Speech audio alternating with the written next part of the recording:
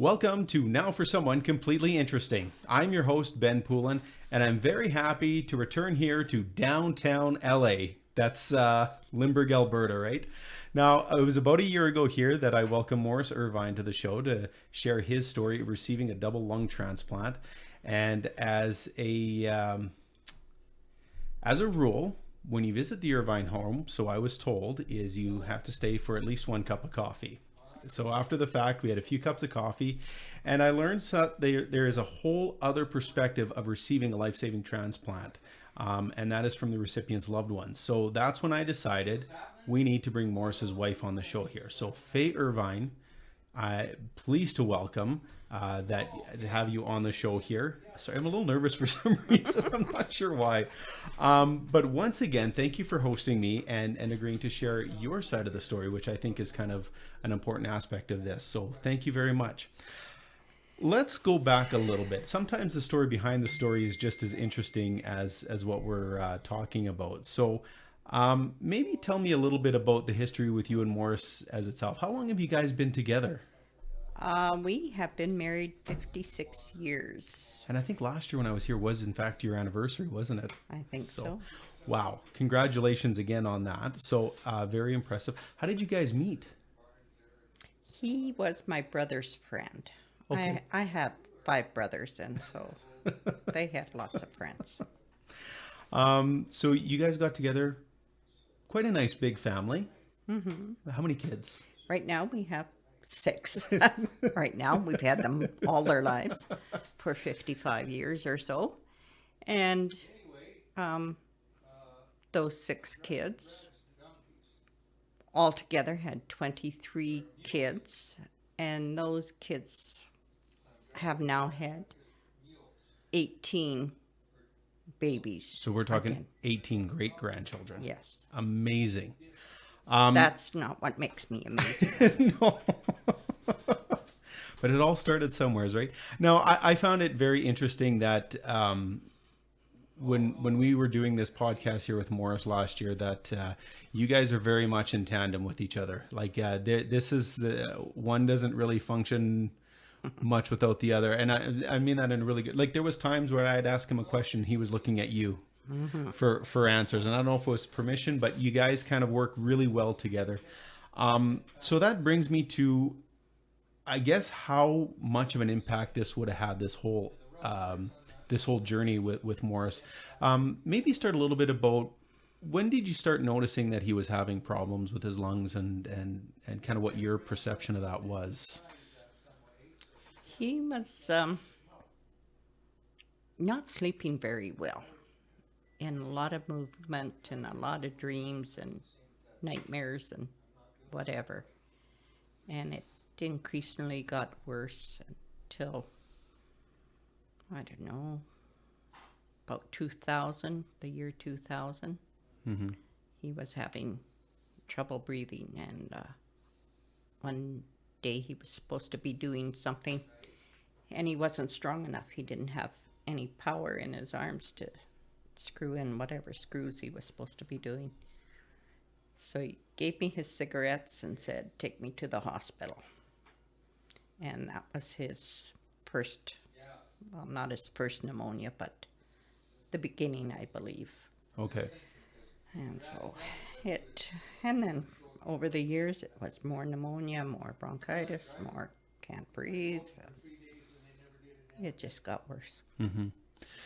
When did the option, or when did the whole, I don't want to say opportunity, but when did it present itself that organ donation or an organ transplant was a possibility for him?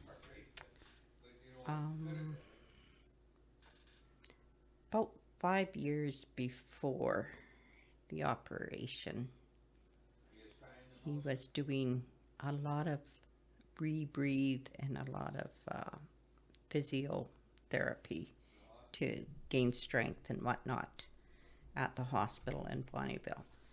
And after a couple of years of that, the respiratory therapist finally said, "Have you seen a specialist?" Mm-hmm. And when Moore said no, she said, "Well, I'm going to tell that doctor if he doesn't get you to see one, I will. Right.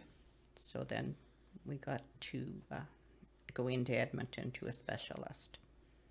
And about 3 months later, we got to see the transplant doctors, and they gave the opportunity. Right. And over, every time we saw them, are you sure you want this operation? Are you sure? Are you sure? Well, it's pretty serious. Yes. In this situation, it works out. But what are you thinking before that? Because they definitely go through the risks.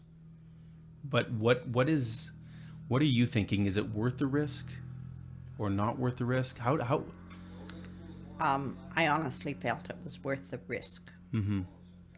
But that specialist that we went to wanted to sell. He not only was he a doctor, but he also had invested in the sleep apnea machine. Right. And he really wanted to sell one. I see. And that one, I wasn't too sure about. Like, you either get the operation and you live Right. and you don't need it, Right. or you don't get the operation and you're going to die. Yeah. And why should we spend $3,000 pre-funeral? Exactly.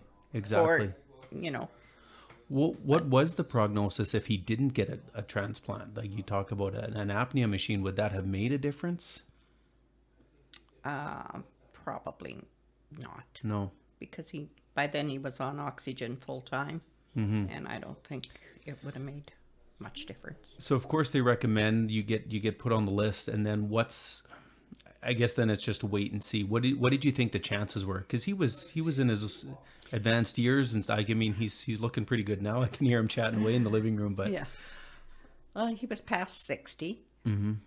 And the option was, not bad, but he was quite a bit overweight. Okay. And so they gave him, like, you have to lose weight. You have to lose weight. And it wasn't falling off. Right. He was doing at that time, they had 6 weeks of pre-workup to the operation. Mm-hmm. And exercising daily for an hour every morning. Right. Physical. And we had to live in Edmonton during this time. Mm-hmm. To be there every morning by 9 o'clock. Do you think part of it was because it's hard to be active and fit when you can't breathe? Very much so. So how do you help someone with that? What? I mean, I guess to some extent maybe there's diet, but it was a lot of the group therapy right. in that program. That was, to me, the best part about it. Mm-hmm. Because there were other people just like him, different sizes, different male and female, and they were just all in it together. They had different reasons for their lung problems, and it just seemed to be together. And the staff was fantastic. Mm-hmm. They were very encouraging, and Were you with them through a lot of this? through all of it. All of it, okay. Everyone had to have a support person with them, and they had Right. to be there. So that comes into a big effect, right? When you're talking about how strong of a relationship you guys had, that you kind of have to commit to this too, and it's away from home, both of you. Yeah. So We, fortunately, being over 60, there were no kids at home. right. And pawned the cats off on one of the grandkids and went away. And obviously friends and family around here to take care of things at home, and Yes. right. Yeah. So a good support kind of helped out with Very that. good. So Very good. so you've kind of got this preparation in mind that this could be a possibility, but until you get that call, and what we learned last year with Morris, it happens quick. They call you that morning basically, and when can you get in there? When he got the call, were you here? Like he was at home at the time, correct? Yes. Okay. Yeah. And did you have an inkling of what the phone call was as he was on the phone? Were you sitting near him, or? I had answered first, and Okay. they had asked for him, and it says right on the phone, Right. University of Alberta. Right. So I passed him the phone, but I just knew You just knew that was Yeah. the call. What's going on in your mind when you get confirmation that that's what it was about? Have I got everything ready? Did I do the list that they had sent home with us to do? You know, Right. have your driver? Do you have your place to stay? Do you have your clothes packed? And there enough medications in case it's a dry run and you have to? And that's So what I was you go in thinking. full on support mode. Yeah. It's you kind of lose that emotional. Do you think, or was there still something in the back of your mind that said, "This is it, right?" Yeah. I get it. So you go through the operation, and like you said too, it happens fast, and the recovery. First off, Oh, sorry. we get in there it was a Saturday, day after it had rained and snowed in Right. March. Yeah. And we got in there.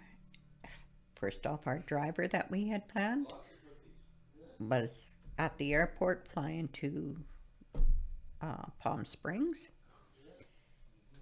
All other 5 kids were playing hockey, doing something. Right. We're all gone. Right. There's nobody left. And so one of the girls finally dropped everything, came down and took us to Edmonton. And they got into the hospital room, prepped him and everything for the operation, and there were no lungs.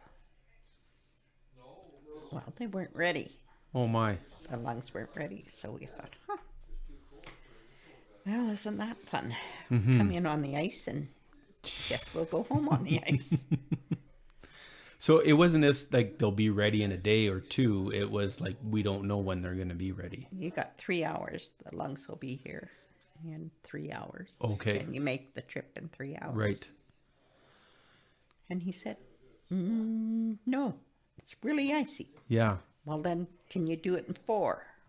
Well, so we did it in 4 and still had to wait. And still had to wait.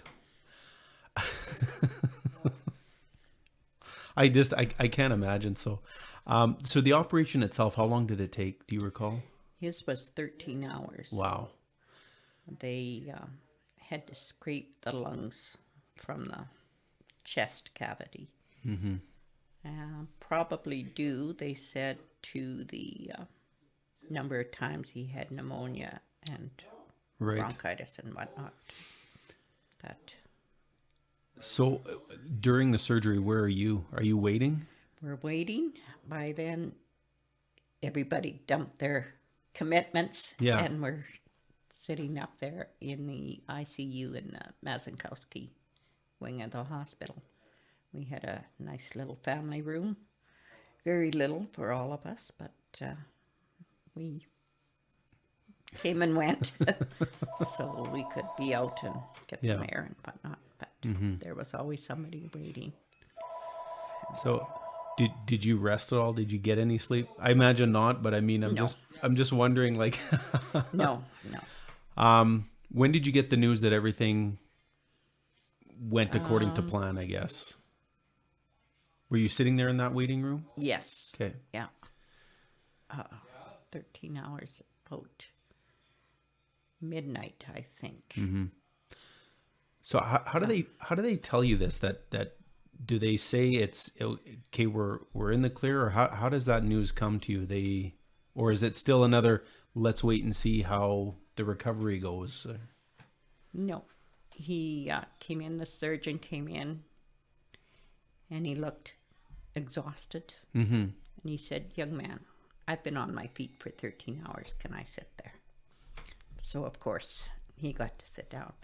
But then he said there were complications. Not really complications, but the scraping of the lungs Right. is what took so long. Right. And, of course, doing that, they have to turn off the blood. So the heart, they cut open the chest, Right. took out the heart and set it on top. But then they had to stop the blood flow so they could Right. cut at the lungs. The doctor's explaining or the surgeon's explaining all this to you. Yes. And during that time, that takes about 20 minutes. so then they can work on him for 20 minutes. Right. And then they got to turn the blood back on and let it flow again so that he doesn't lose his extremities and Right. whatnot, and no more brain damage. So then, you know. I'm glad they wait till after to tell you all this Oh, after yeah. it's done with, because I'd be like, no. Yeah, like, which one of those times? Yeah. But not all the operations are like that, he did explain. Right. Like, Right. some are quite a bit quicker. Quite a bit quicker. When did you get to see him for the first time after it happened? And what was that like? Couple hours after that. Mm-hmm. So sometime through the night we went in and looked at him. Was he awake at that point, or And, kind of. still kind His of eyes were open, right? but he wasn't talking, and I'm not sure what he saw. So the first time you guys did get to talk, that he was coherent after the surgery, how long had it been, and what was that like? It was just like during the daylight hours. I have no idea what time it was. Mm-hmm. But yeah, we went back in, and then we, of course, in ICU you go in 2 at a time, and that's all. Right. Um, Do you remember what you said or what he said? No. I don't.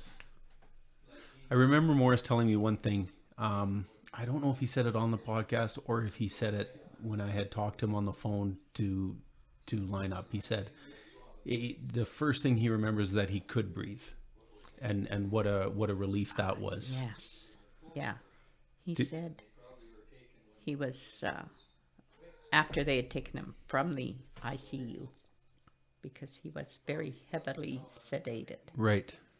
for 13 hours. And so it was taking a long time for this to come out of his system. Mm-hmm. But in the on the ward, he did wake up, which was probably 2 days later. He did wake up, and he slaps his face like, "Oh, I don't have any hose. Where's my oxygen?" Right. And like, not Amazing. really with him, but with it. But he had to. Noticing that right away. Right. Yeah. So following the surgery, once you're kind of out of the immediate danger zone and everything like that, what's the next step? Because it's quite a long recovery for lung transplant, if I remember correctly. There were drainage tubes from his chest cavity. Right. And so they had to be eliminated one at a time. Mm-hmm. And of course, they got him out of bed as quickly as possible. Like, helped him to sit up, but he wasn't allowed to walk anywhere. And because of they had to wean him off his morphine. Mm-hmm. And that took a few days.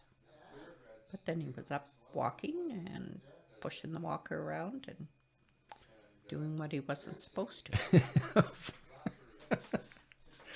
When did it start to feel like things were normal again, or like they were before? Like, how long do you think that was, where you one day it was just like, oh yeah, he's not struggling anymore, and then the recovery is he's past that?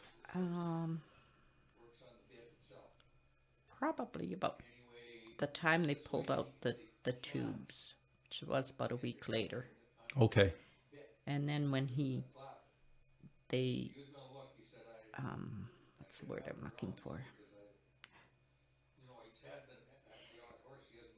Discharged. Right. They discharged him Just a week after. after that. Okay. A week after that, after they pulled out the tubes. Right. And he stood on the pavement waiting for our driver to come, and he just took a breath and another breath. And then I knew it was all okay. And then it was back home, and Well, no. Then there was another 3 Okay. months or 2 months of that's right. I remember him saying that now. Yeah. physiotherapy every day. And So when he was finally able to get back home, did you find you sometimes maybe had to rein him in a little bit, like, or was he? Did he was gung ho to go Yeah. anywhere, everywhere. It was a little tough keeping up to him. Yeah. But when we drove down the hill, the first time he got to come home, Right. we drove down the big hill, and he said, this place isn't so bad after all.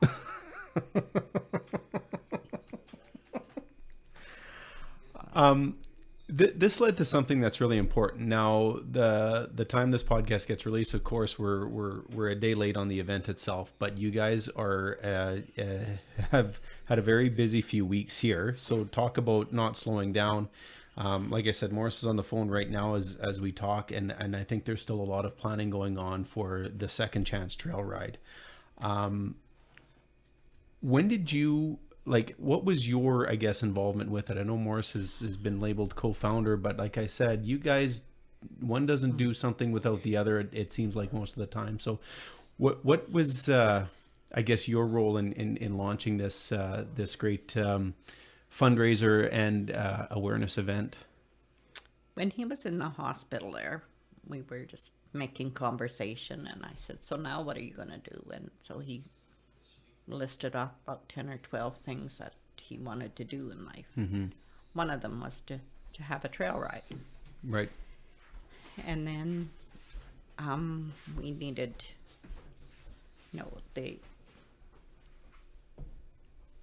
the head therapist in the physio room was also had a big part to do with the Canadian Transplant Association Right. summer games.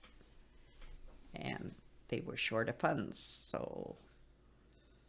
and he says, what can we do to give back? Right. I said, well, one of those things is to have another trail ride, so let's have a trail ride. Yep. We'll charge our friends to come, Right. and we'll give the money to the transplant games. And so we did. And that kind of got the ball rolling. Yeah. In a few organization meetings I said, okay, if this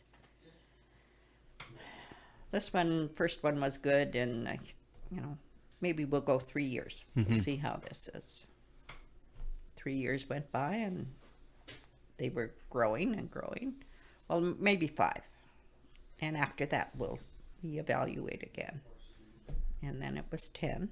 And then it was COVID. Yeah. So you can't quit in a downtime. No, for sure not. So here we go again. Before this was a fundraiser, though, something like the trail riding and the horses and everything, that's something that's been a big part of your family. Yes. So it was easy to kind of gravitate towards that as kind of a... It's a way to get a crowd. Mm-hmm. And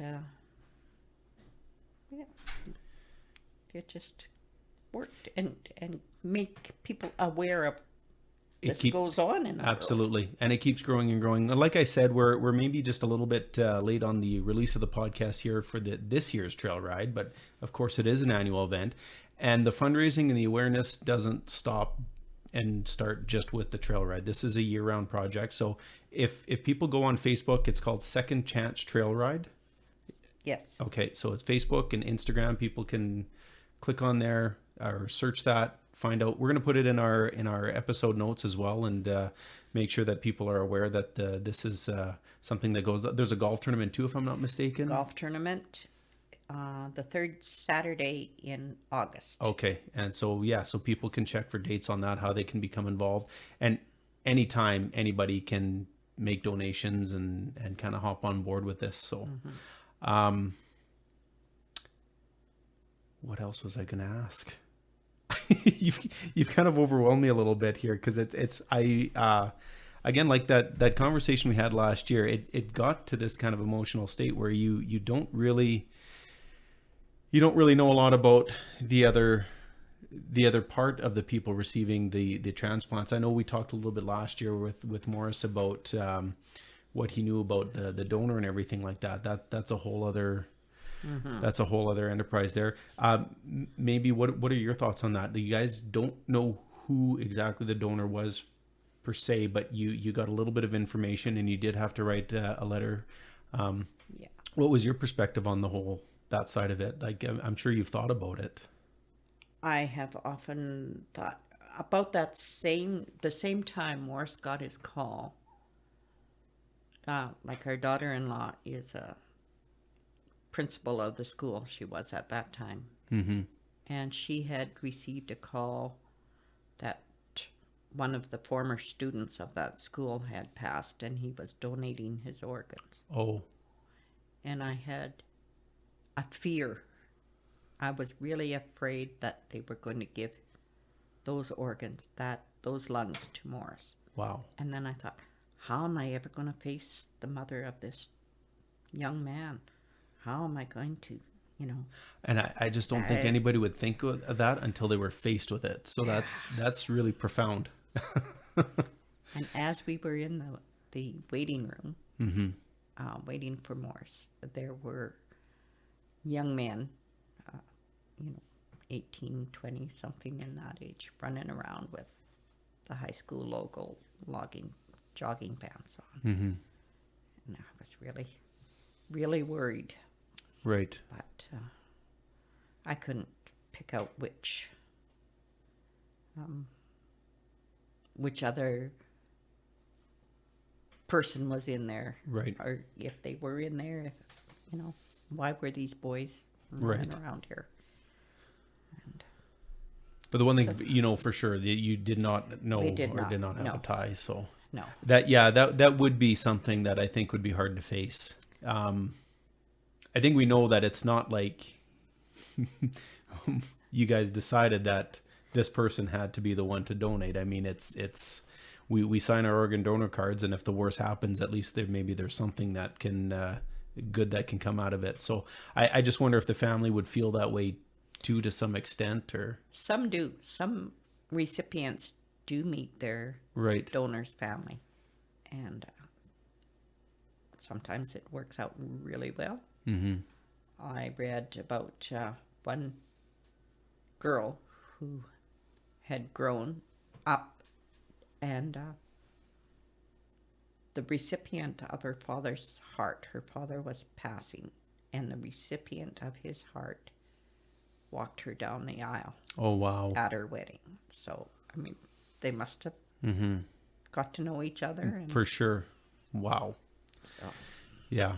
So, I mean, there's an incredible story with every situation, I'm sure. So there is. But I'm just grateful that, again, you guys opened your door to me and agreed to do this. I know it's a little bit hard to talk about, but good things have come from it. So, again, like I said, it's the event that kind of carries on the legacy of what's happened here with Morris and Fae Irvine is Second Chance Trail Ride. It is happening here just past on the 14th here, but it's an annual event. Follow them on Facebook, Instagram, and find out other ways that you can become a part of it. Like we said, there's a golf tournament. So once again, from downtown LA, where it shines bright here in Lindbergh, Alberta. Thank you so much, Fae Irvine. Now for someone completely... before I forget, something new I do since the last time I was here is at the end of each episode, I ask my guest a question, because you are someone here who is completely interesting. If you could recommend someone or think someone should be on this podcast, who would you recommend? I would recommend Kathy Ackerman right now. Okay, and why is that? She belongs to the Ferguson Flats community, and they are having an open air market on the 28th of May. Okay. And she might have a lot of good stuff to tell you. And I'm only on a bi-weekly episode, so we'll have to make sure if we can get in contact. So who is Kathy to you, by the way? She's one of my daughters. There you go. See, does that mean she's your favorite? Well, today she is. But don't tell Arla. We'll put you on the spot. So once again, now for someone completely interesting, this has been Fae Irvine. Thank you so much. Thank you.